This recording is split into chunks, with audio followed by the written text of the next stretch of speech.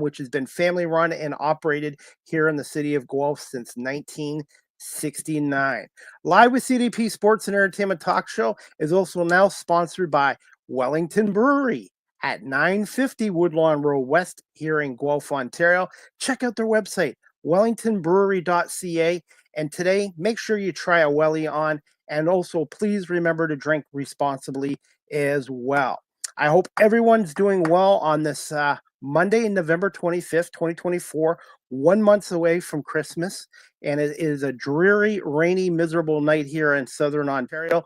Temperature is about 0 Celsius, 32 degrees, and rain. And it seems like it rains every day here in Southern Ontario right now. So I'm hoping we actually get some snow soon as well. But I have a special guest on tonight, and this is going to be her second appearance on my show. And her name is Paula Jane Newman. She is a stand-up comedian, a meditation teacher, a MC, an event host, and inspirational speaker, voice-over artist, and improv artist as well. And we're going to bring on Paula today, and we're going to talk a little bit about the Christmas season, which is coming up, and some of the stresses and some of the do's and do nots. So we're going to bring on Paula Jane Newman from Los Angeles. How are you doing, my friend? I'm probably much warmer than you are. And may I ask what the temperature and the weather is like out in California? Okay, let me have a look, because I'm no good on my own with this sort of stuff. I'm the worst. It says it's 60 degrees. That's Fahrenheit. That's balmy. Right now, it's about 32 here, which is 0 Celsius. Gotta ask you this from the UK. Do you guys do your temperatures in Fahrenheit or Celsius like we do here in Canada? Celsius. Celsius. Okay, so right now it's 0 here, which is 32. But no snow yet. No snow. All the snow is in Edmonton and Calgary, Alberta. So I'm hoping we get some here, because to me, Christmas feels like Christmas when there's snow on the ground. I guess if you're brought up with that in the Northern Hemisphere, it feels weird that Christmas should have sunshine. When I moved to California, I thought it was so strange that it was sunny around the Christmas time. I couldn't quite get into the Christmas spirit, but I managed. I survived it. I like your sweater, by the way. It's nice. Thank you. Yes, I added a little bit of holiday cheer. I've got a tinsel up and the red sweater.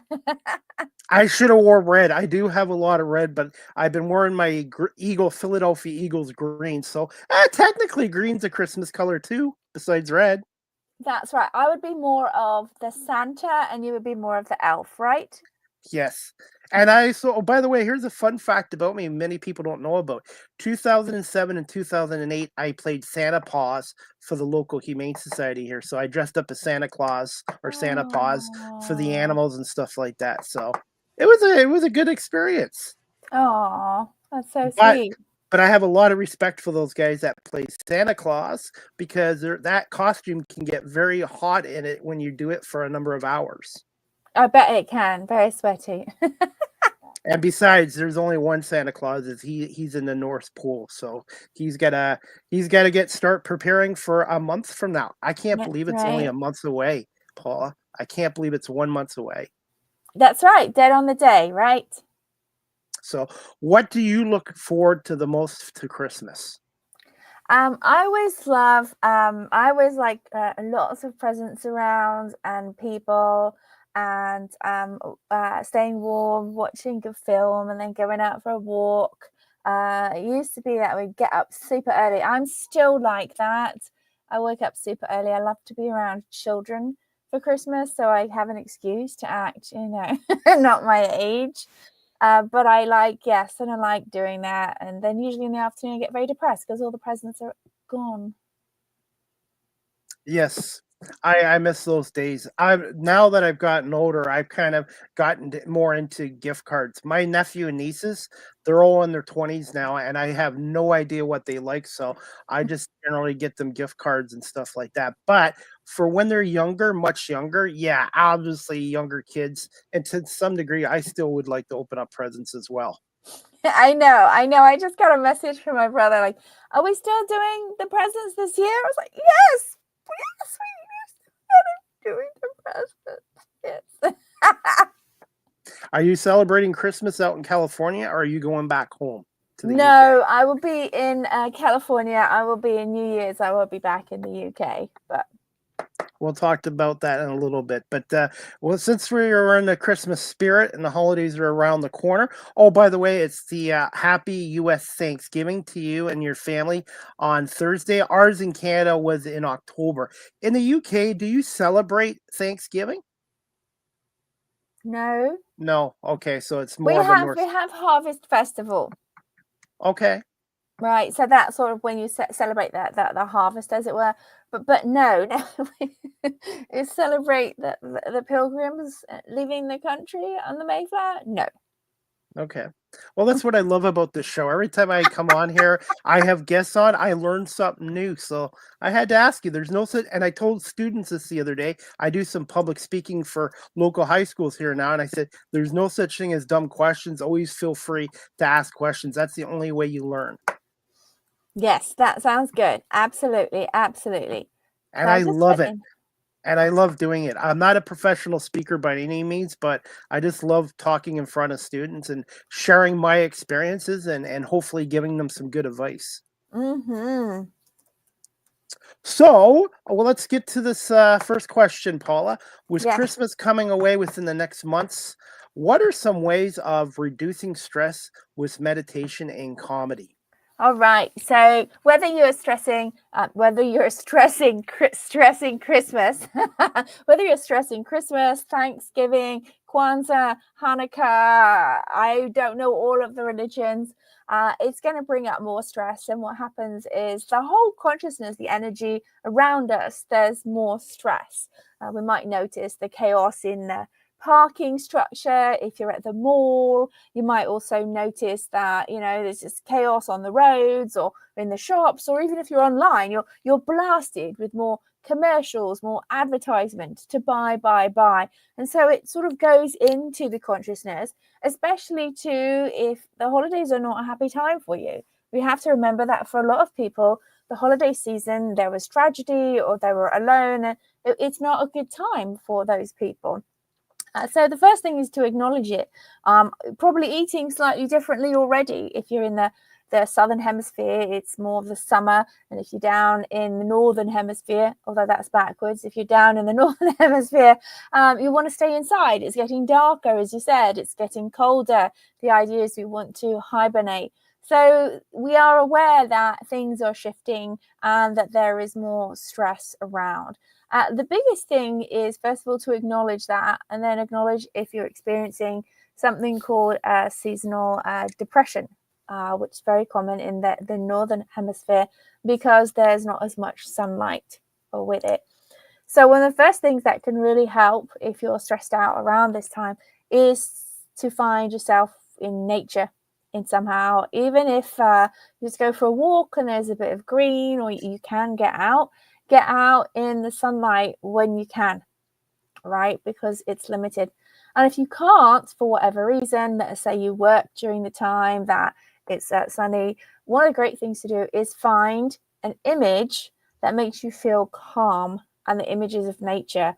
Not as easy with AI, and I can't really say that I advocate for that myself, but you can get a similar chemical response from the brain that then affects the physiology if you're taking some time to be around something that is calming for you. And nature, of course, being in nature is best because you get the ions where you're out there. And it doesn't have to be in the forest. It can be by the seaside and the ocean. That's one way to help deal with stress. The next thing is, I would say, give yourself a break and understanding that you are not the only one who's stressed. So things are going to get a little wackadoodle. Those who are into astrology will know that today the planet Mercury went into retrograde, and that often causes communication challenges, and it can also cause travel challenges, and that's happened slap bang as the US Thanksgiving traveling is happening. So the workaround is to always double and triple check your reservations. Make sure you've got your backup, not only in your email, but your screenshot. If you print out a boarding pass, do that as well. And be very calm about things. Know that things are going to go wrong. So you have that space, or what I like to call adaptation energy, that there's a capacity to know that it's going to hit the fan at any time. And in fact, it happened to me today. So one of the challenges I've learned through my understanding of dyslexia is I thought dyslexia was simply getting B's and D's mixed up in some of your spelling. But all my life, sometimes there are things that I cannot process right. I can auditorily hear something, but I then have to change it in my brain. And also, if I'm looking at something, it's almost like this tunnel vision can happen. My brain can't quite get around it. So I'm going to visit some family members for the holidays. And I said, why don't I pre-order a bunch of, food, and then you just pick it up at the grocery store so it's not so stressful for you. And I want you to know I looked at the sites, I looked at the nearest store, I went over it and over it. And then when I was about to make the purchase, I double checked and I triple checked everything. Well, I get a call that they say the stuff isn't at the store. And I expect this kind of stuff to happen.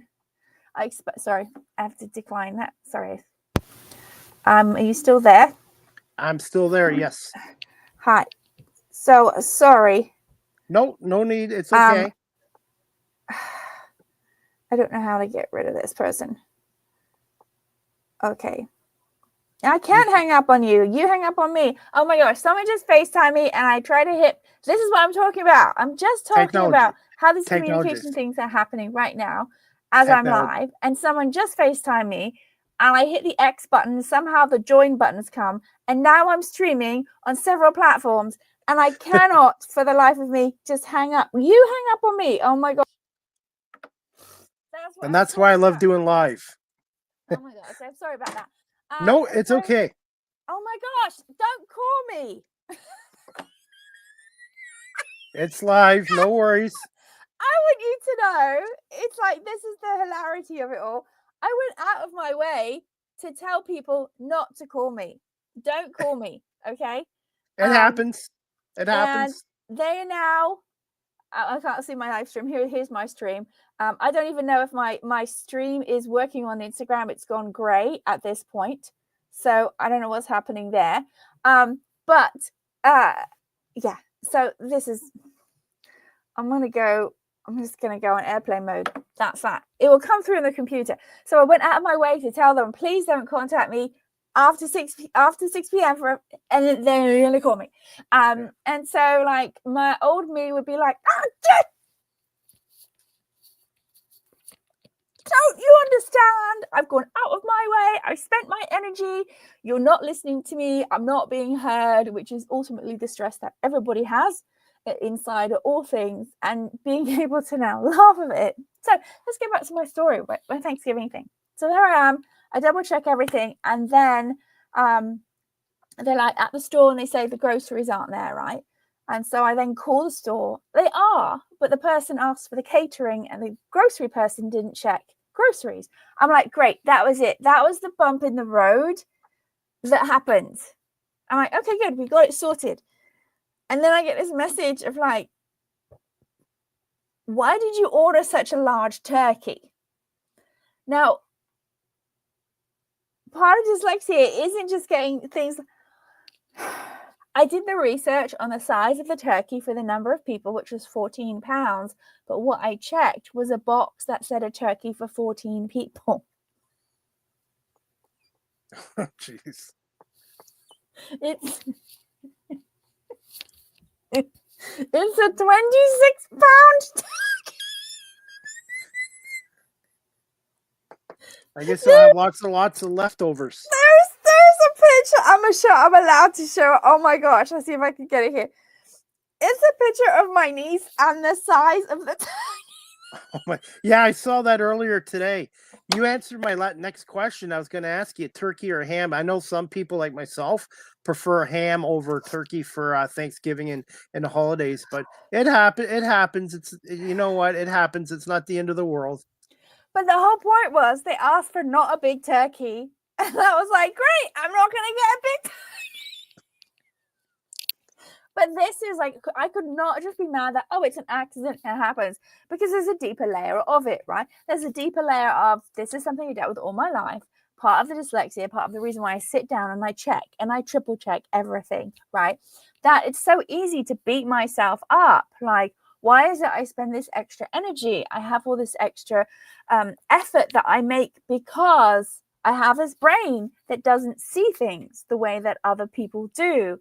And still there's boo-boos. So how do I cope with that stress? Well, first of all, I then tagged a bunch of dyslexia groups and people were like, this is what happened.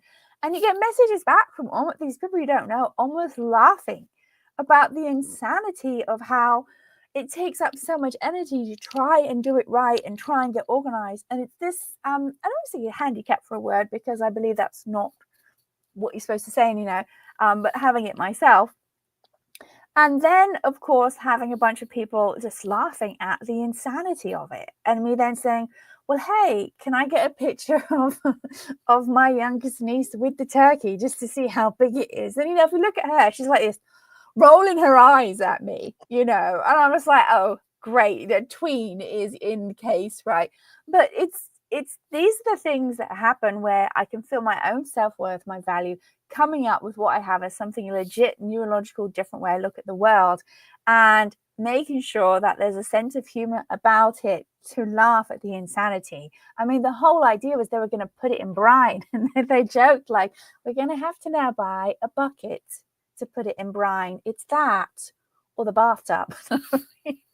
I was gonna say it's too bad you couldn't put the turkey in the dryer and shrink it. Yeah, well, I think they're going to put it on a barbecue grill. So this is where humor comes in. That's very important, and not taking ourselves so seriously, knowing that something was going to go wrong. I mean, these are things that happen. And the other aspect when we get to the holiday season is always money. People are stressed out about money, right? Whether Yes, there is huge.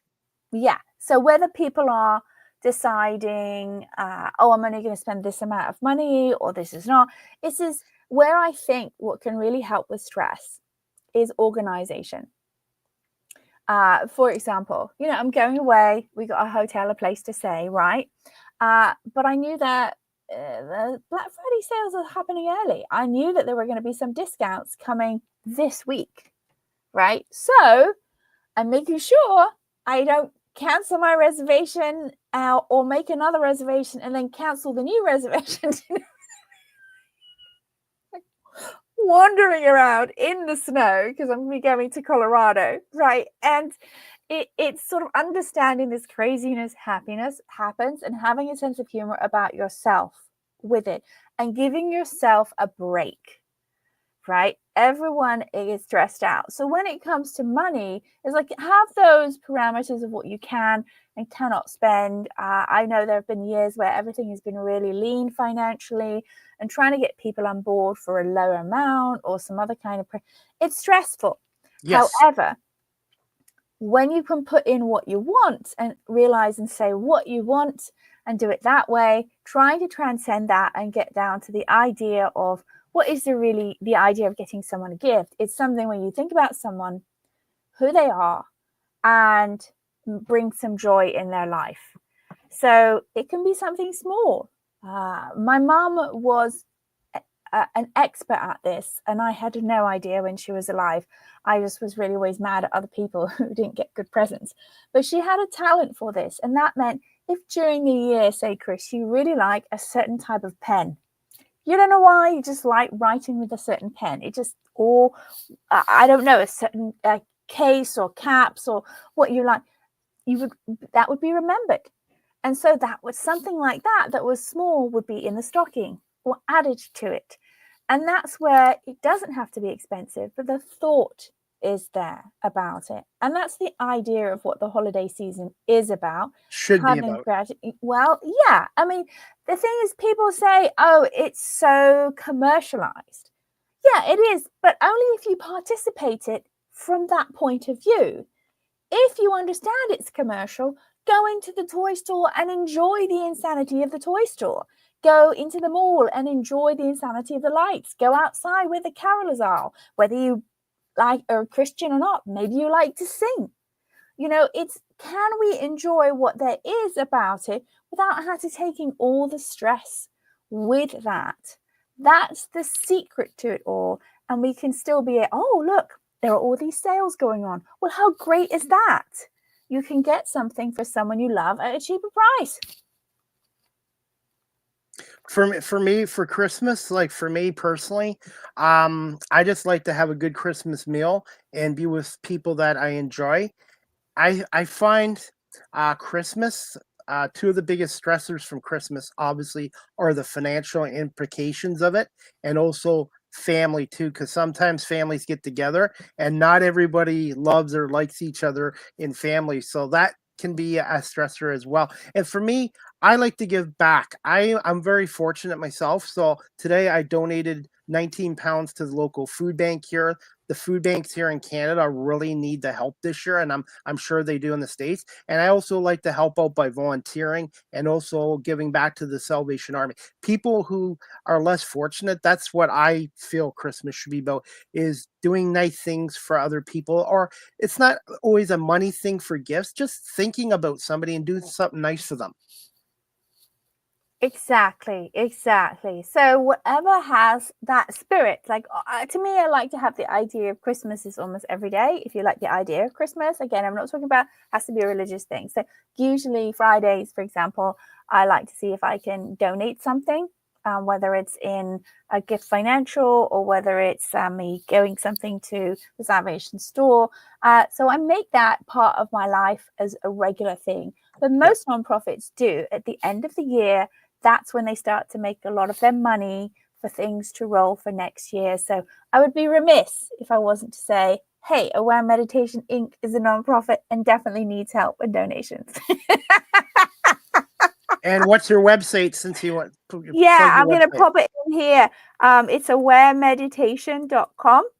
And you can go there and have direct links where you get your write-off back for it, for the donation.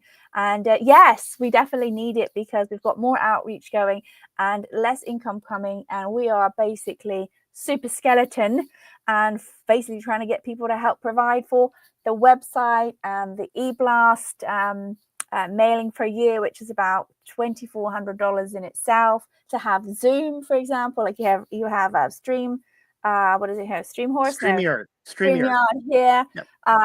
We have the YouTube channel. We're going to have the Dropbox. We got to have the VPN. All these things that everyone else is volunteering for what they're doing for it, simply to keep it going and the lights on. So anything would be really beneficial for that. You can go to the website there. It has a donate button, and it also has a place where you can go direct to PayPal, where we're a registered charity. And that way you will get your tax write-off for it there. And for people watching this live stream right now on Facebook, LinkedIn, YouTube, Twitch, Twitter, X, Instagram, and Paula's platforms as well, if anyone has comments or questions, please feel free to ask Paula or myself as well. And one thing too, I wanted to talk to you about this too, Paula. For me, Christmas season is kind of a sad time for me. For many years, I would not tell anybody, but since I've gotten into radio and media, I've kind of opened up a little bit more about myself. My late father passed away in front of me and my family on Monday, December 23rd, 1985. I was only 13 years old, and this time of the year for me, it's hard. I try to keep myself busy because I think, even I know it was 39 years ago, Paula, but a lot of people have lost loved ones, family, friends, pets in this month too as well. Yes. So do you have a question for me? I find for me the best way of coping with it is to keep busy volunteering and giving back to other charity organizations and stuff like that. It's just, and you're not alone. A lot of people out there have gone through what I've gone through, and for many years I closed myself off from opening up to people, but since I've been on this platform, it's now I feel more comfortable sharing my story and about Christmas too. I still like Christmas, but it's just never been the same after what happened 39 years ago. I bet, because you had in that point 13 years in your memory of, I would imagine, a supporting, loving parental figure during that time, correct? Yeah. So if it was not a supporting, loving parental figure, if it was someone who got drunk and then beat your mother up and other people, it would be a very different feeling towards the holidays, right? Yeah. So when there is a loss of a parent, my mother died 13 years ago. I'm sorry. Oh, thank you. When there's a loss of a parent, there's always this gap because we're trained that we have this reliance upon that person. That person is supposed to do all these things for us in our life. And I had ideas of when I got older, what I would be able to provide for my mum, what would occur. So if there were, and Christmas was a big one with my mum because my mum was very, very good about thinking about presents for people. Was very aware, and it was always like special for me to go back to England with my mum being there for Christmas, right? So there was a hole that was missing. And so what I went through was, well, what exactly am I missing? Because the body has dropped. Yes, you can't get a physical hug anymore. 100% get that. But what was it about that person that made it special? And ultimately, it's a figure or representing some unconditional love, right? That's what we really connect to when someone is gone. We miss their spirit of who they were and unconditional love. And the only way for me to be able to, I tried really hard to get that to be reflected in other people. For example, I would be like, why do other people in my family not behave like that? I can't. I started to take on some of my mum's behaviors towards the holidays because that's what I really loved. And I found that there weren't people wanting to reciprocate that. And that really was like, that got me, because now I don't have anyone to share what I wanted to share of how to honor my mum's spirit, right?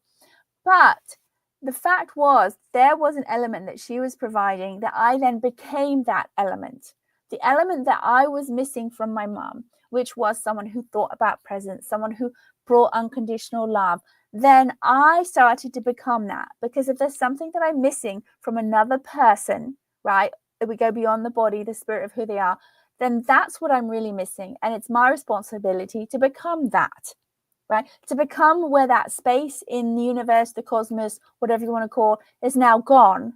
And that's something that I loved and I craved. Then I moved into that space. And it took a while for it. And then it becomes more part of my being, of being, in many people say, oh, Paula's so much like her mum in that way, that, always thinking of other people. Well, not always, I'll just be honest. But having that essence of thinking about the presence. And when I'm not in wanting anything in return from it, I can channel that, and I don't have that empty hole the way that I used to. Now, a time, of course, does heal things as well. Yeah. But we're talking about energetically, is there a loss? Well, okay, there are some people who never had a father around to experience that loss, right? Yeah. And so then they have a loss of what they hoped or expected could be of a parental figure, right? There are some people who had a figure that was abusive, and they would wish that parent wasn't there for the holidays, right?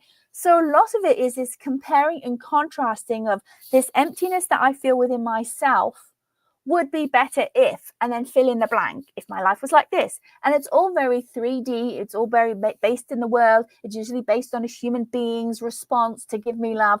It's never, or hardly ever, unless someone goes through what I call like a dark night of the soul, as it were, really looking at, well, what is it energetically? What is it that I'm really missing from that being? And when I broke that down with my mum, it's like that idea of unconditional love, wanting to give something without wanting anything in return, right? So the more and more I got into being that person, the less that I craved it from other people.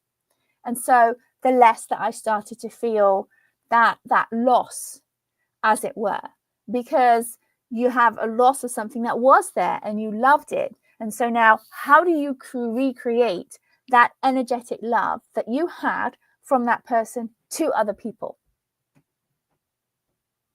Absolutely agree with you. And also too, I find Christmas time, everybody talks about families, which is important, but it's also being around people that you really like and get along too. I have some friends that not are not technically family, but I consider them family, and I'm going to see them in a couple weeks. They have 3 dogs, and they're good people.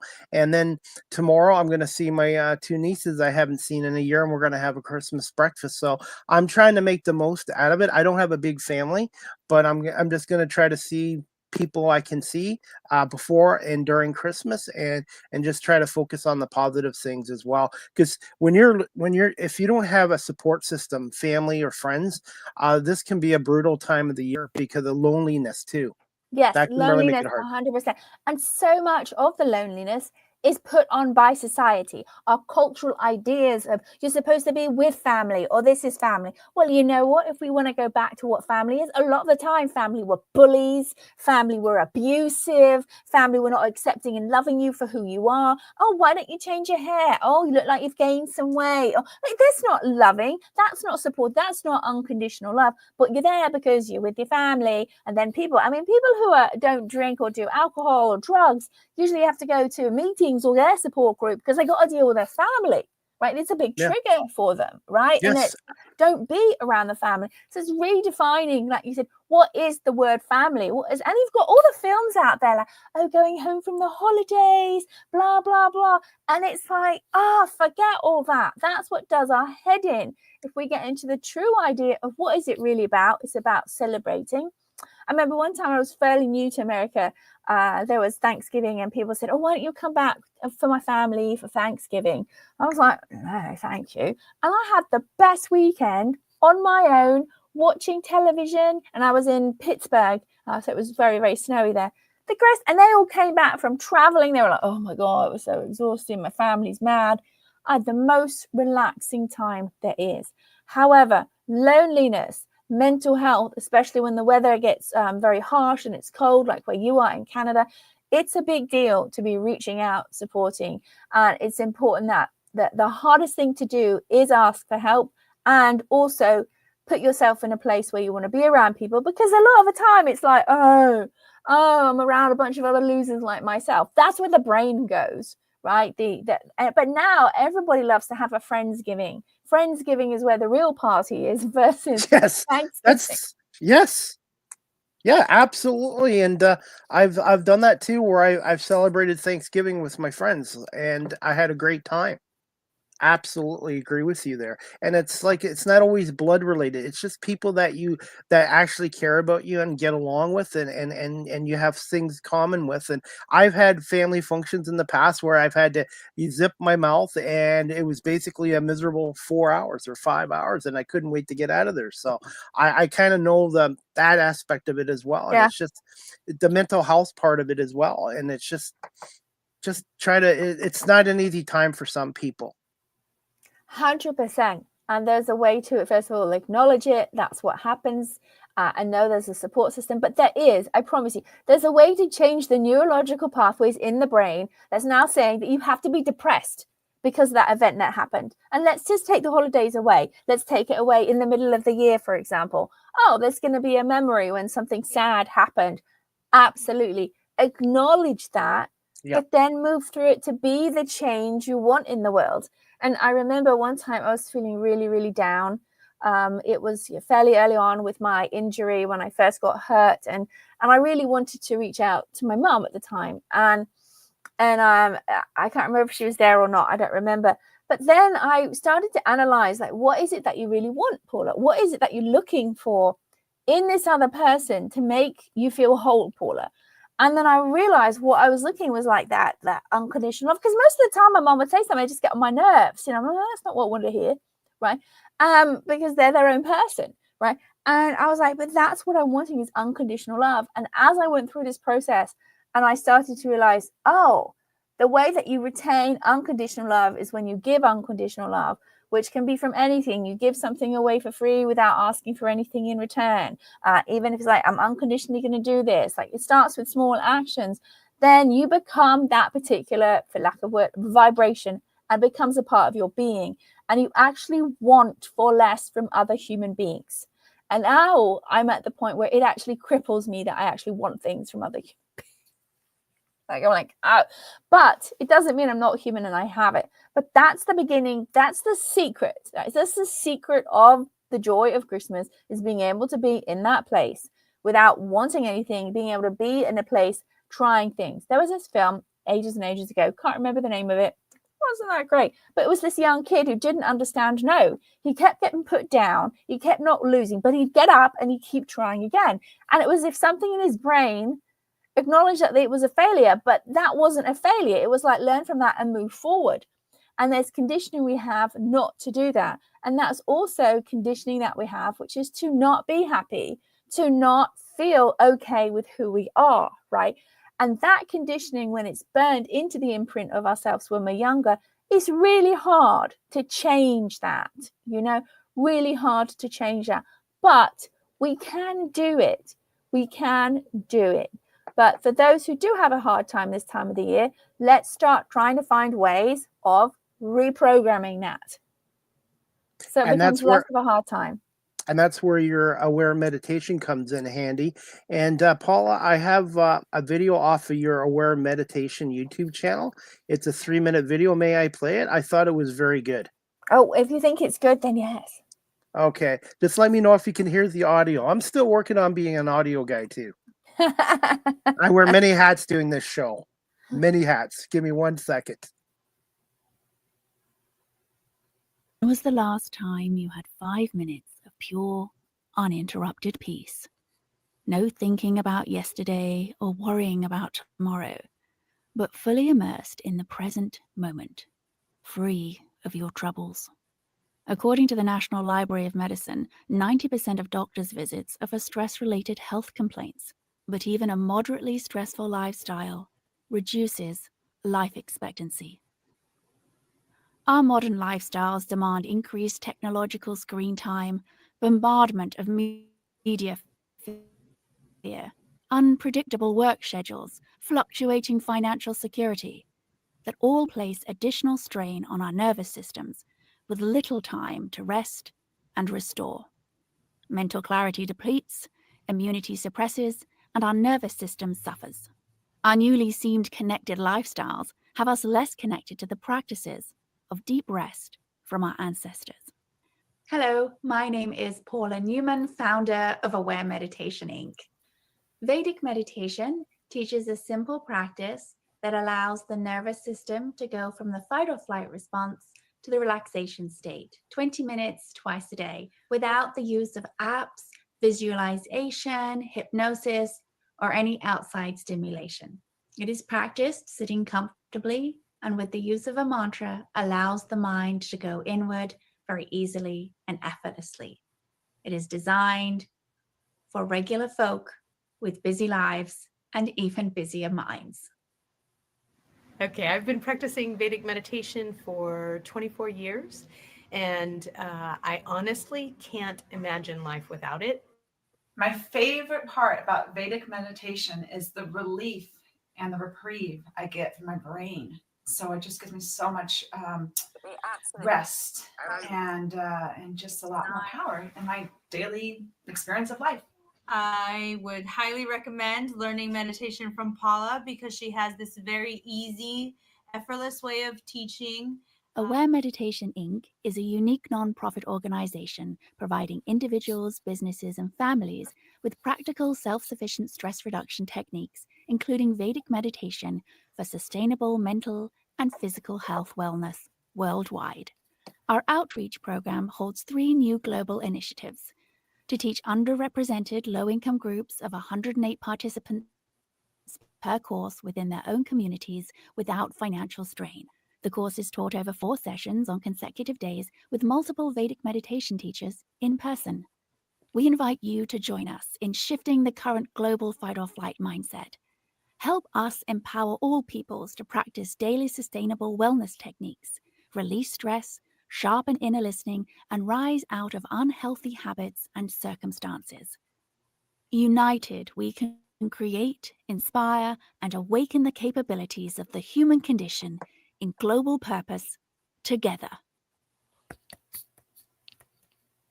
Thoughts on that video? It's from a couple years ago, but I thought you did a great job on it, especially with the voiceover. Oh, well, thank you. Yes, available for voiceover work. Lovely.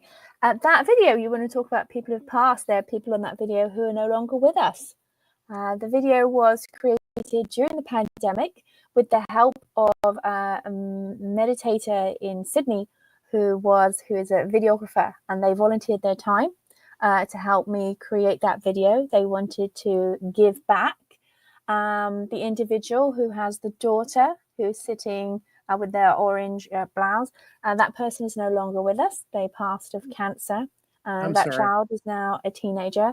And that person, till the end, they were meditating, and they had enough advanced techniques that they were encouraging other people to find their stress. They made their peace with the world and those that they weren't before they transitioned over. And we're a beautiful example of how to look at the so-called end when someone's in your 40s, not even 50 years old, and is leaving a child behind. With that video. So there's a lot of memories that come from that video being made with those individuals, and I'm glad that you liked it. And you did a great job with the voiceover work. And the thing with you, Paula, you have this soothing, kind of calming, relaxing type of voice, which I think works. And I wanted to ask you this too, since we're on this subject with the holidays. What services do you perform in? Do you do any services in person? Is it all online with Aware Meditation? Oh, great question. Thank you for asking. So you probably noticed I've got approximately, I think, 240 videos on the YouTube channel. That's Aware Meditation Inc. And those videos were in the pandemic to help people who are maybe unable to get out of the house. We have Cosmic Chats, which is interviews like this, but giving education from someone's experience that you can relate to. Many of them are comedians because that's funny, bottom line. We also have information about meditation. We have information about, having, coffee before you meditate, or even some astrology things, or what's happening to help you online get connected. And if you need a group meditation. The primary course, I call it the gold standard, which is known as Vedic meditation. That's always taught in person. That's never online. And that's taught in person, going back to the lineage where you would be there one-on-one with the teacher, and you would spend time at basically the foot of the teacher, listening to their wisdom. We have group meditations that are online, and some are live streamed, and some of them are open. We have workshops that we do. Some of them are open workshops for people who are not meditators, to be able to get an understanding of, just dealing with stress in the holidays. I've got another video that's going to be coming out next week, a reminder of stress in the holidays. But the original one has travel tips, how to cope with that, how to deal with jet lag, what you can do to give yourself time if you're a meditator or not. But the majority of the actual learning, I prefer it to be in person, because now you're going back to what I call the knowledge of the ancients. You're going back to connecting to something deeper than our being, and taking that time to be in that space with those people. On average, how long is a session, one of your meditation sessions? So there's various forms of meditation, right? Okay. So if you're talking about the practice of Vedic meditation, what happens is you learn that over a series of 4 days, and each session is about 90 minutes. And then you become self-sufficient, and you're welcome to come back to group meditations at any time. And the group meditations, when you come and check in, is usually about 15 minutes long that we do that, and it includes a meditation. But because you're learning to become self-sufficient, each time you do that practice, you click into something on your own, and you're no longer becoming dependent upon an outside entity, a person, for example, sorry, I have people just want to call me while I'm on the live stream with you. No one all day. No one's calling. I can relate. It happened to me 2 weeks ago on my other talk show. My Magnum PI ringtone went off. Someone was calling me when I went my live, and my co-host and guest loved it, and they asked me to edit that into a video clip, so you could hear the Magnum PI song right on my live broadcast. Oh, that's funny, as long as it's not flagged for royalties. No. Definitely. So that's the primary course, because it's about being self-sufficient. Right now, when it comes to workshops and things, sometimes I do a workshop that can be 90 minutes. It's talking about the benefits of meditation in a practical way, and that can depend on the people. So it varies, is my answer. What are some stereotypes and myths about meditation? Oh, great question. First of all, hello, Robbie. Robbie just got home. Apparently, he's on Facebook. Come in, relax. We're talking about what are stereotypes of meditation. Okay, so stereotypes. Let's talk about the stereotype of a meditation teacher, shall we? First of all, so the male appearing body usually has a beard, right? And they usually has some, they've always got some sort of scarf on, right? And they usually sit cross-legged. And they basically, I don't know, lack of a word, shall I be mean? Gaslight people. I've got a few words in Sanskrit. I'm going to talk to you about that. That's one stereotype. The female version, very flowy. Usually they look like a rail, okay? And they just like eat some nuts. And the meditation tour is out there. And it's all peace and love. And then they go back home to their abusive partner. And I know that sounds really horrible, but that's the stereotype of meditation people, right? That's the stereotype. The stereotype with the practice is to not have thoughts. Okay, so there will always be movement within the human brain, even when the body drops, right? If someone officially passes, there's still movement within the brain. Asking me to not have a thought and to clear my mind, 9 times out of 10, all that people are doing are thinking about clearing your mind. It's just a distraction, right? And people say, I can't meditate because I am too busy. I've got too many thoughts. This is as we close our eyes to meditate, what happens? We then become aware of our thoughts. And we need to look further. What are thoughts then? Why do we have so many thoughts? Well, most of them are just recycling a deeper stress that the brain feels it needs to sort out. Right? The brain feels there's a problem and we need to sort it out. So it's just recycling, it's coming up. And when we're not looking outward, we're not driving and making sure we don't crash, when we're sitting quietly and we close our eyes, we become aware of all of that was there always. We were simply distracted with what I call is the big distraction, life. I don't know, trying to find a partner, trying to find a job, look good, listening to these rules. That's what I call the great distraction. It's the great distraction beyond actually what we're supposed to be here, which is up-leveling our being, our consciousness, our spirit. That's what we're really here to do, but we just get distracted with all this other stuff we're supposed to be proving to the world in order. And when we get quiet and we close our eyes, guess what comes up? All this stuff is reminding us we're doing it all wrong, right? So people say, I got too many thoughts. But if we start to flip and look at what is underneath the thoughts, which is the stress of what's causing it, now we're beginning to get somewhere. So if you want to go back into the yogis, they talk about the cessation of the mind chatter. How do you cessate the mind chattering? Most people are trained through society, I was, to blot out that consciousness. So you're going to go party, you're going to go drink. Everybody loves having gummies, doing weed, whatever it is. Unfortunately, that then takes you somewhere else. But that's how you stop thinking about the stress or stop thinking about the heartbreak, rather than dealing with what is the cause of that stress. Why does my system have this? And then when there's meditation, it calms down the mind because the stresses are gone, right? So those are the biggest things I would say stereotypical of a meditation teacher and what meditation is supposed to do. Now, on top of that, people like to sell things like, Chris, I really feel that if you do this meditation, you will be able to fill that hole within you. You will, and you have the capacity to make that earnings that you want to do. All you have to do is sign up for my monthly subscription. Like, no. People just promise you stuff. Yeah. And they're basically, the they're in a snake oil salesman person, right?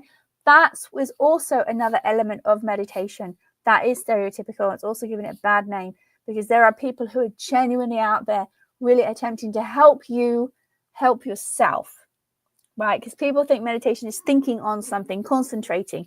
And for some aspect it is, but people misunderstand what the actual idea of concentrating is, because we've translated it into an English-based language, which means we've got to concentrate, right? Rather than connecting to a human being, allowing that nervous system to go from the fight or flight response to the relaxation state, so we can then put ourselves to a place of neutral. The true gift of meditation is getting our system back to neutral, back into I don't know, back into possibility, bringing it back to that childlike mind where anything is possible, anything can happen. And that's when we start to feel alive and feel more of the joy in life, in spite of whatever chaos is going on around us.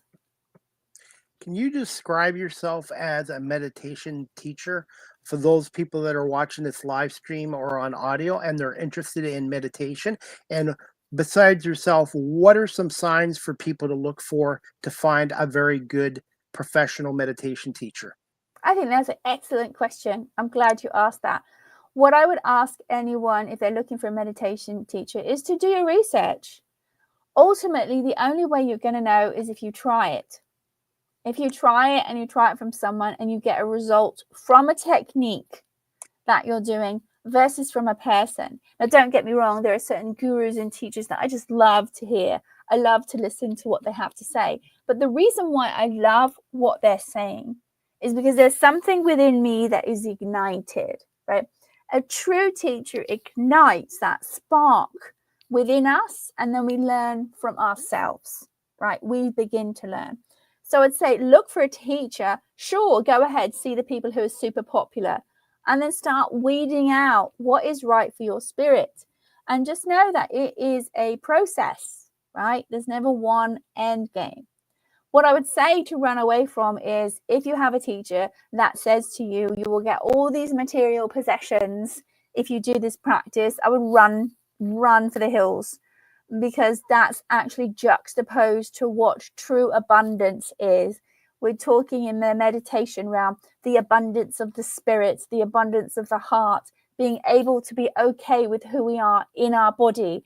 And anyone who tells you they have that 100% all the time in their life, run, because if that was the case, you wouldn't need to be on planet Earth.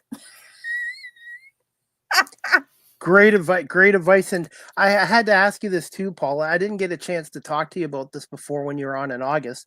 Who were some of your influences or mentors when you first started up in as a meditation teacher?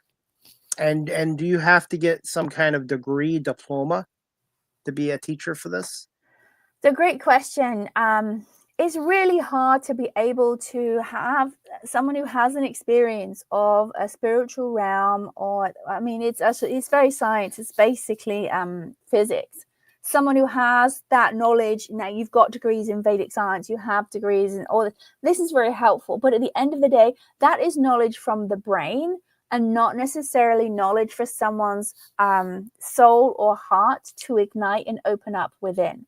And what happens is it's then becoming a mental experience of spirituality versus the fact that we are emotional human beings. I will have a fight or flight response. I will have a trigger if I'm watching a film and, I don't know, a woman is getting beaten up by a man. I'm going to have a response from that, right? That's me. It's designed that way. The film is probably designed that way. And then the woman becomes a hero, blah, blah, blah, right?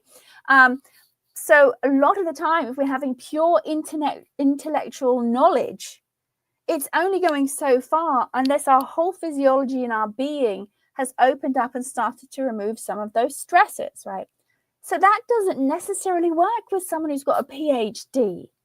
I mean, some of the most nitwitty people who have got no common sense have PhDs, right?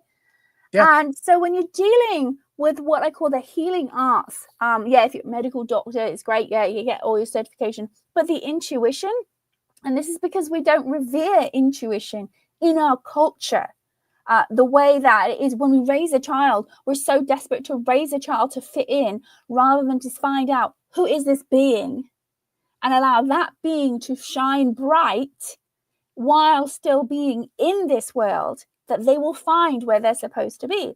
So I've never ever been someone that you look at all the letters at the end of the name, right? But so how do you find people? How do you get to them? Well, you literally just got to start investigating, getting quiet and asking for your inner guidance. What triggers? Some people, okay, let's say there's two people who are watching this or listening to it. One person thinks I'm a complete nut, right? The other person is like, preach, sister, you are speaking my truth. When you have that feeling, that's when you start following that person and finding out, well, what exactly are you doing? Because there's something you're doing that I want to learn how to do myself. I wanted to ask you this, Paula, too. I personally think the world needs more musicians, comedians, and meditation. What I wanted to ask you is, with your clientele, do you find there's more women going, or do you find there's more men? And did you find the pandemic has kind of really enforced the need for more meditation in the world with everything going on? Let's take this in a big scale. People are attracted to what they're attracted, and everyone has their own path. So some people are naturally going to find they're going to gravitate to more of people of their own sex, and some people of a differing sex or a differing group, because that's who they are. That's why when someone says they want to become a meditation teacher, go for it, because you're going to reach your people, right? And no time will we ever have 10% of the world's population meditating. We're looking for 1% to try and shift the consciousness, right? So there will always be a plethora of people. So it's really who is attracted to you. I would say my particular path is I connect and I collaborate well with women, but it doesn't necessarily mean that's all I teach meditation. I teach a lot of blokes meditation. That's been probably a big part of who I have taught with the meditation practice, and probably because they got referred to by a woman. So that's one thing. But when it comes to the pandemic, what became aware was mental health, and people were shut inside and they had to deal with this. Yep. And so they were trying to find a way to deal with this. And it did boost more attention to meditation. You suddenly got the Calm app, like being celebrities doing their voiceovers on it. People were doing more stuff online. You've got gurus who were always great before, now just blowing up because they're online. In the end of the day, this is all good. But the downside to it is, it means that meditation has become a light sort of washover thing, where the reality of what it can bring for you when you pay attention to having a disciplined practice, and one where you're wishing to let go and allow the world to be without trying to control it in your head, because control is juxtaposed to evolution. And what we really need to be addressing is we're in control. We like to be in control, and the various levels of that, and then being in the flow. And some people are still controlling by saying, no, man, I'm in the flow. Okay, no, you're controlling, not making a decision and making other people do things for you and manipulating on the idea of you're hip and cool and you're in the flow. So it's very, very, very fine-tuned, and everyone has to find their own particular pathway with it. Now, when you say it comes to music and it comes to comedy in the world, we've got so much meditation music which really blasts out. I mean, there are channels on YouTube with people, million followers, and it's basically music for meditation. Now, comedy and meditation, well, that's my niche, right? That's where I'm at. That's where I'm helping blast CPTSD with standing up and speaking your truth. And in fact, even here, we just did a video here of someone who took my course, and during the course, they were so nervous about coming back, with writing some stuff. They actually paid someone else, a professional comedian, to write jokes for them. And when they came back and they did what they did, I said, so what's going on here? That's not your voice. And we laugh about it now, but the comedian was really insulted because they were like, well, I thought I worked really hard in having your voice come out. But I could tell because it was not the rhythm of that person. And what they learned to do was to be vulnerable with who they are, for them to be funny, and them to notice, wow, I did that, and I have more confidence in my life. I feel more okay in my body. And that's where we bring the meditation and the comedy together. And so you have meditation and music, and now meditation and comedy with the mindset of it, of bringing all of who you are to this piece of work from an intuitive point of view, not from set up punch, because there are so many great writers, so many people who can come up with fabulous punchlines that just have you laughing in the aisles, but to have someone willing to be vulnerable and talking about something that is their vibe, is really who they are from the get-go, that shifts someone's being. That is a more waking state form of meditation. And my experience has been, I've discovered it's actually helping break down my CPTSD, because I'm in action with the neurological pathways. And, you know, I'm getting ready to go to England, so I'm reaching out to do gigs there. It's every time I'm faced with something, oof, there's that thing again. There's that thing again. You just got to do it, right? And that is where it becomes meditation in action through comedy, which is today, the whole silliness with the turkey, and then posting a story about it, and now having community and people laughing about it, and messages I get from people who have Instagram accounts based on dyslexia who I don't know, but found it funny, because that is a relatable experience. What do you enjoy the most about being a meditation teacher, and the best way of somebody watching this or on audio to contact you? So what I think it's like every teacher, honestly, is when you see that the light in their eyes and the discoveries of something that is really healing and helping someone, that you are doing something beyond the norm of maybe donating $50 to a charity. You're teaching something for someone that they will have that will change their life, their spirit, for the betterment of them, and every person they interact with, it will be the betterment of them as well with what they're doing. And in regards to, if someone wants to reach out and know what it's about, you can go to awaremeditation.com. You can also go to my personal website, paulajanenewman.com, and that will always have links. And you can also go to the Instagram at paulajanenewman, where there's just a bunch of stupid videos of, honestly, and silly pranky things that will help you. And there's Aware Meditation on Instagram as well, and LinkedIn, and you can reach out and send a message. And if I can't help you, I can refer someone who can. Absolutely. And also make sure they subscribe to your YouTube channels as well. Before we wrap up this show, do you have a few more minutes, Paula? Do you have a couple more minutes? I do. Okay, we're gonna end this show on a funnier note, on the comedy side. Can you just tell our audience some of your latest live comedy performances and some of your upcoming shows? Okay. Well, I always feel weird about doing that, because, you know, when someone watches this is relevant to, oh, that happened already. That's out of that. But I do have Rise Up Comedy, which is part of Aware Meditation. We have in January our next online course, which can be done anywhere in the world. We have various time zones. So that's something I always advocate for people to look out for. Go to awaremeditation.com, or there's Rise Up Comedy Club, which is on Instagram, and you can find out when the next one is for that. And that also involves a show with what's happening.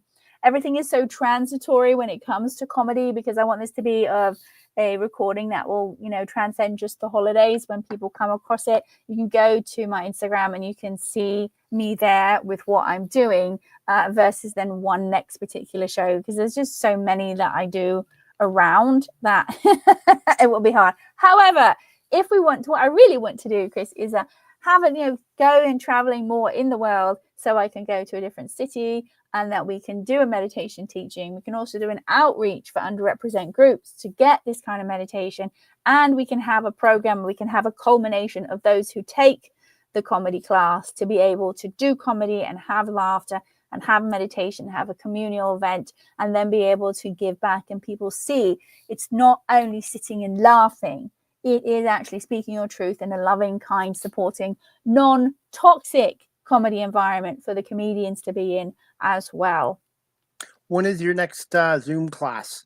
So the next Zoom class is in January. And right now, if you go online, you can get the early bird amount. You can DM me. We're fixing the dates up for it to be done. But we're going to have dates and times set for the East Coast of the US, dates and times set for Down Under, and dates and times set for the UK. And then we see what rolls in. And then we have a ball. And you did say something about giveaways or special discounts. Yes, that's right. If you do it right now, you contact me right now, you're going to get 50% off what the course would normally be, which is $250. If you can reach out now before the end of the year, or definitely the end of November, you're going to be able to get that early bird discount, which is a huge amount. And why is that? That's because I want more people to be able to experience it, knowing the time change and also knowing the change of the dollar and what things cost. But we don't take crypto yet. I'm leery about it. I'm going to stick to the traditional currency for now. It's just like with all electric vehicles. I know in a way they're better for the environment, but I'm still leery on that as well. Hey, I was going to say you got a show coming up with the Valley Girls on December 2nd at 7:30 as well. You're a part of. Yes, I'm part of something called Valley Girls Comedy, which is a monthly show that's held in Los Angeles, and that we happen to have the first Monday of the month where we have that show, and we have what we call up and coming comedians, which in Los Angeles means that any minute you can get a TV star that's going to walk in and try and do their set, and it is a free show for you to come to. Free? Yeah, it's a Sign free me show. up. Yeah, it's a free show, but the idea is that we want you to come. Help. It's in a nice, safe neighborhood to bring people together for comedy, and we have a nice positive vibe for that. And I'm definitely going to come out to Los Angeles. I've had so many comedian friends come on my show, and I've gotten to know them, and I've never been to California. So that's the one thing I want to do is when I get out to LA is to go to some of these comedy shows as well. And do you find there's more female comedians than when you first started up in this industry? So I started and I quit because I did not like the misogyny, basically, and I was raising a child at the time. But during the pandemic, 100%, the things that went down, there were more groups that were open for women joining, and women that weren't necessarily 22 years old trying to become famous. Women who wanted to express themselves somehow were oppressed through comedy, and a lot of them who were mums who knew how to be organized and get things done, didn't have time to waste around at the comedy club networking, with the gatekeepers. So I associate myself predominantly with what I call good people. And it's very common that I am around a lot of women. What's a fun fact about paulajanenewman? And do you have a question for CDP, the host, before we wrap this up? Fun fact about Paula Jane Newman.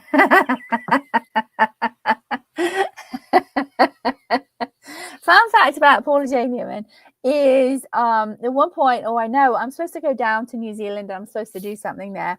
And at one point I started taking a Maori class, and I was awful at it, just awful. I could not get it. My brain couldn't get around it.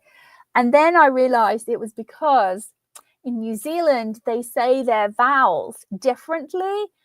Is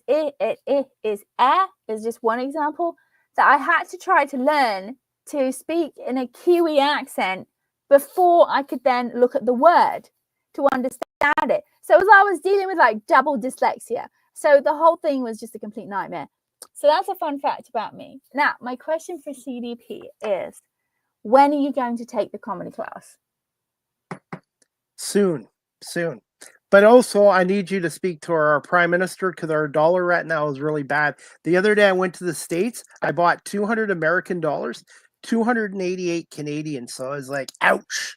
I lost $88 on $200. So, but for Americans coming over to Canada, it's great for you guys. But for us to come over to the States, there's a little bit of a bite with the dollar exchange. But I would be definitely interested and willing to try it. Not that I'm a comedian by any means, but I'm willing to try it. And again, it's not about being a comedian. Right? I'm really going to imprint this to people who are watching because they're probably thinking like you are. So this is why it's not about that. It's about speaking your truth and pushing your boundaries in a safe way where your life changes as a result for the better. And in regard to the dollar exchange, that's why there is the early bird. That's why we have this program, because it's 50% off. So it means that people who are in New Zealand or Australia or Canada, currencies where it's not strong. And if you're really broke and you're poor, first of all, why are you listening to this? But I'm joking. But then there's options to help people. The idea is I want to help people have an experience where you transcend some of that trauma within your physiology by stepping out, being vulnerable, and then you're caught by people and you're supported. And finally, what is your favorite thing about Christmas? I like the lights. I like the lights. The lights? What color lights? I personally like the blue Christmas lights, the blue. The Hanukkah lights. Hanukkah, okay. Well, that's what I grew up with. The blue lights for Hanukkah, but they don't have to be. I like the white lights on the green, but then I like that. And then I grew up with colored lights are good on the tree, different colors. But I also like the white lights. I just like bright, sparkly lights. And also, favorite old-time Christmas movie. Mine is National Lampoon's Christmas Vacation with Chevy Chase from 1989. I gotta tell you, my favorite Christmas movie is Elf. Okay. But I did just go see Red One, and I loved it. Now for Christmas, snow or no snow? Oh, snow. As long as you've got hot chocolate and a warm fire inside. Absolutely. And before we wrap this up, finally, where can my audience again follow you on social media, your website, and the best way of contacting you? And Paula, I want to say thank you so much for coming back on my show for a second time. I must be doing something right. And I'm definitely interested in your comedy class and even the meditation. I find the older I've gotten, I've been willing to do more things that I wouldn't have tried when I was younger. I think that's great. Yeah, try it. This is not the rehearsal. Right, I've been very clear after COVID and friends dying at various ages, right? This is not the rehearsal. And so, yeah, try it. Don't say when, just say now, not when, now. Set the plans in motion. And again, a reminder, always find me a website, paulajanenewman.com. Social media, just look up Paula Jane Newman. And if you see someone who looks like me, that's me. There's lots of Paula Newmans in the world, but Paula Jane Newman, not so much. Actually, I have a cousin in London, Ontario. Okay, I lost him. Oops. Hang on. Okay. Yes. I have a cousin in London, Ontario, not London, England. And before she got married, her name was Paula Newman. Yeah, there's a lot of us. Absolutely. But there's only one Paula Jane Newman. And I want to say thank you so much for coming on here. Mm-hmm. I really enjoyed talking to you. And I appreciate your friendship and support. And I look forward to working with you in the near future as well. Thank you for having me, and I hope that something I've said has helped someone or sparked an interest for them to follow some deeper passion in their lives, not purely based on material or money. Absolutely. And give me a little bit of time tonight, and I'll send you the video, the audio, and I'll break down some reels and clips as well for you as well, Paula. Sounds great. Thank you again, and have a great holiday season. And if anyone wants more info about how to deal with stress, just go to the YouTube channel, Aware Meditation Inc. It's hard to find because there's so many awareness meditations. It's a small channel, but you can put Paula Jane Newman, Aware Meditation Inc., and something will pop up. And wishing you and your family and friends a happy Thanksgiving, and also Merry Christmas and Happy Holidays. And you have an open invite to come back on my show again in the future, Paula. Oh, I would love to, maybe for mental health awareness. Absolutely. Deal. So you have a great rest of the evening and enjoy your holiday on Thursday. And we'll talk to you soon, Paula. Thank you so much. Thank you. Bye-bye. Thank you. Bye. All right, guys, that wraps up season 9, episode 18, overall 458 of Live with CDP Sports and Entertainment Talk Show. Again, that was my guest tonight, Paula Jane Newman, a comedian, meditation teacher, an MC, event host, inspiration motivator, motivational speaker, voiceover, improv artist as well. And you can check out her website at paulajanenewman.com and awaremeditation.com as well. Before we wrap up this show, guys, Just going to make an announcement here. I'm going to make one announcement right here. Wellington Brewery started in 1985, a new sponsor of my show, 950 Woodlawn Road West in Guelph, Ontario. Check out their website, wellingtonbrewery.ca. Phone number 519-837-2337. Try a Welly on. Check out their Christmas Lager Mix Pack. It is your go-to gift or party favor for a truly refreshing holiday. Packed with premium lagers, this mix includes our year-round classics, the smooth Golden Helles Lager, the easy drinking Boot Light Lager, plus a special seasonal treat, the Crispy Forever. These crisp, clean brews are each These clean brews are each uniquely crafted for a balance of flavor, low alcohol, and ultimate refreshment, making this mix approachable for any crowd. This festival 6-pack box is as handsome as it is convenient, perfect for sharing at parties or gifting to the beer lovers in your life. Check out wellingtonbrewery.ca or visit Wellington Brewery at 950 Woodlawn Road West in Guelph, Ontario. And Wellington Brewery is now a proud sponsor and the official beer sponsor of Live with CDP Sports and Entertainment Talk Show. And try a Welly on. And please remember to drink responsibly as well. The next Live with CDP Sports and Entertainment Talk Show, sponsored by BarryCollin.com and WellingtonBrewery.ca, is going to be on Wednesday, November 27th at 7 p.m. with my special guest, Lourdes Alon. She is a stand-up comedian. So this Wednesday night, November 27th at 7 p.m., stand-up comedian Lourdes Alon will be my special guest here on Live with CDP Sports and Entertainment Talk Show.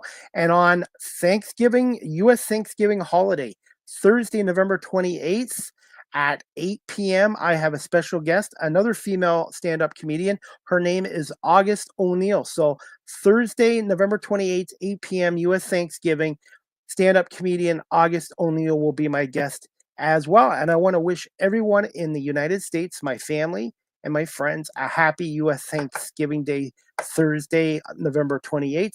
And there's going to be lots of football on that day for the National Football League, Chicago, Detroit, Giants, and Dallas. And at 8 o'clock on Thanksgiving night, Miami and Green Bay. Speaking of football, we have Monday Night Football on right now. Baltimore, 7-4, taking on 7-3 Los Angeles Chargers. I almost said San Diego there.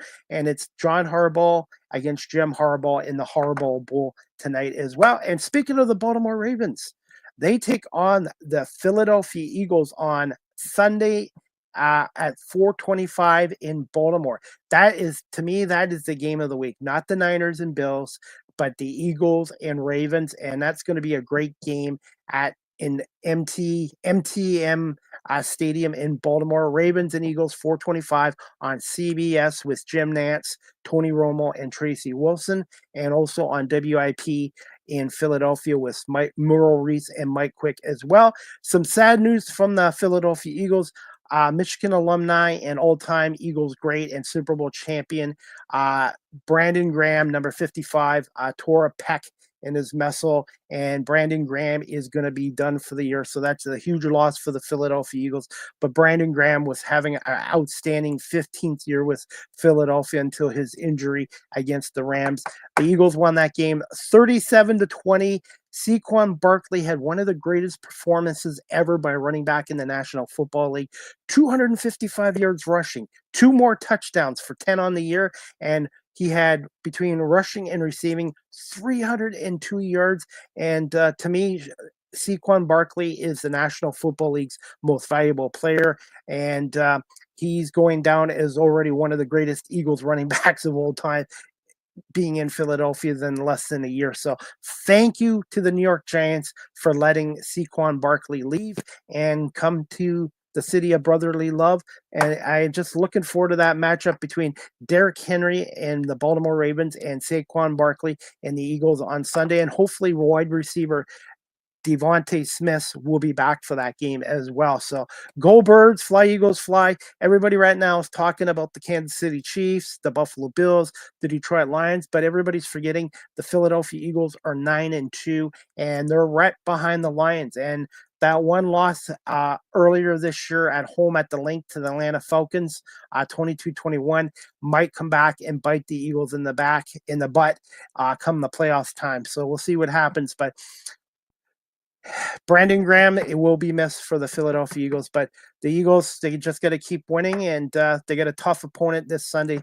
4:25 against Baltimore. And we're going to wrap this show up, guys, in a minute or two. But as always, if you're looking to adopt a pet, check out the Cambridge District Community Society at 1650 Dunbar Road in Cambridge, Ontario. Telephone number 519-623-7722, or visit their website, cambridgehumanesociety.org. And I'm still selling calendars, 2025 calendars of the Cambridge District Community Society for $10 cash only. Or if you're out of town, you can PayPal me. PayPal Chris Palme at cpalme19@gmail.com. All the money goes towards the homeless animals and the programs at the Cambridge District Humane Society as well. So please consider buying a calendar and supporting the Cambridge District Humane Society. And they also make great Christmas stocking stuffers, since it's that time of the year as well. Live with CDP Sports and Entertainment Talk Show is live streamed on these platforms: YouTube, Facebook, Twitter, X, Twitch, LinkedIn, and now on Instagram as well. So again, Live with CDP Sports Talk is live streamed on YouTube, Facebook, Twitter, X, Twitch, LinkedIn, and now available on Instagram. And make sure you hit that subscribe and follow notification. You can check out my website at beacons.ai/Chris D. Palme.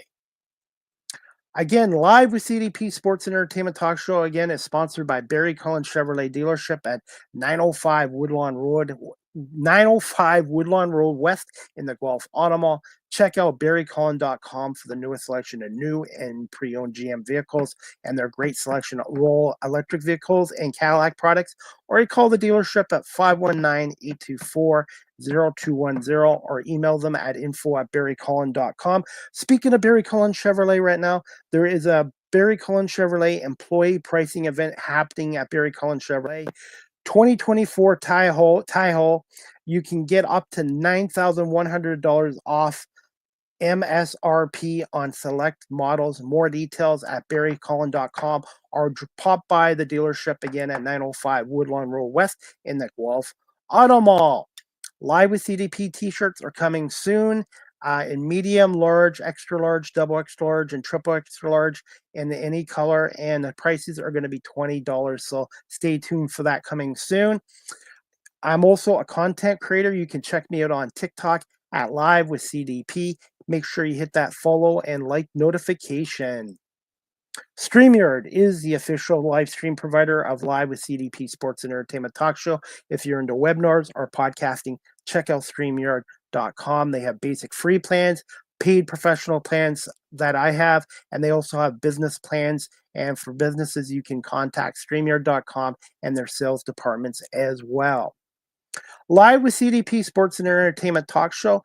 The audio version is available on these platforms: iHeartRadio, Amazon Music, Spotify for podcasters, Apple Podcasts, Breaker, Pocket Cast, Spotify, Castbox, LinkedIn, Pandora, Tuned In, YouTube Music, and Good Pods. And please remember to hit that subscribe and like notification. And I want to say thank you to everyone for subscribing to Live with CDP Sports and Entertainment Talk Show. And I have now hit 275,000 plus views. So again, thank you. And if you haven't, please hit that subscribe and like notification to Chris Palme Live with CDP Talk Show on my YouTube channel. And before we wrap this up, I get another comment here. Again, you can check out Paula J. Newman's website at awaremeditation.com or paulajanenewman.com. Robbie Schneider, who's the host of his own podcast show in Buffalo, New York, called the 716 Sports Blizzard podcast. Hi, Chris. Just got home. Go Sabres. Your Sabres are playing well right now as well. And your Bills have a big matchup on Sunday Night Football at 8 o'clock or 8:15 from Highmark Stadium this Sunday night against the San Francisco 49ers as well. So thank you, Robbie, for watching and supporting my show as well. And finally, you guys can email Live with CDP Sports and Entertainment Talk Show at cpame19@gmail.com. Any comments, questions, suggestions, or even guest suggestions, please do so here as well. And that's about it, guys. We're going to wrap this show up. And I want to say thank you again to my special guest, Paula Jane Newman, for coming on here. And thank you to everyone watching this live streamed and on audio platforms. And my show is still going to be on a radio station, WQE 99.1 FM, Saturday mornings from 8 a.m. to 9 a.m.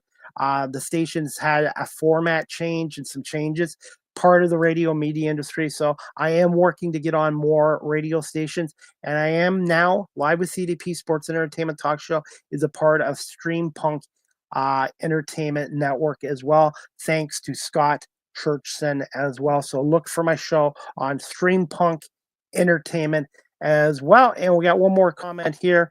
Robbie, thank you so much for watching my show. I really appreciate it as well. And again, thank you, everyone, for watching and listening to this show. And thank you to my sponsors, Barry Cullen Chevrolet and Wellington Brewery. And for those in the United States, wishing you a happy U.S. Thanksgiving this Thursday, November 28th.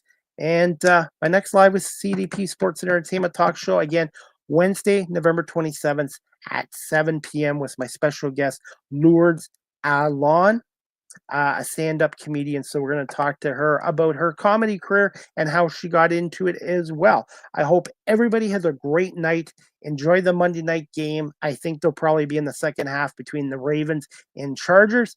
And we'll see you back here this Wednesday night at 7 o'clock for another edition of Live with CDP Sports and Entertainment Talk Show, sponsored by Barry Cullen Chevrolet and Wellington Brewery. Have a great night, everybody, and thanks again for watching and listening to my talk show.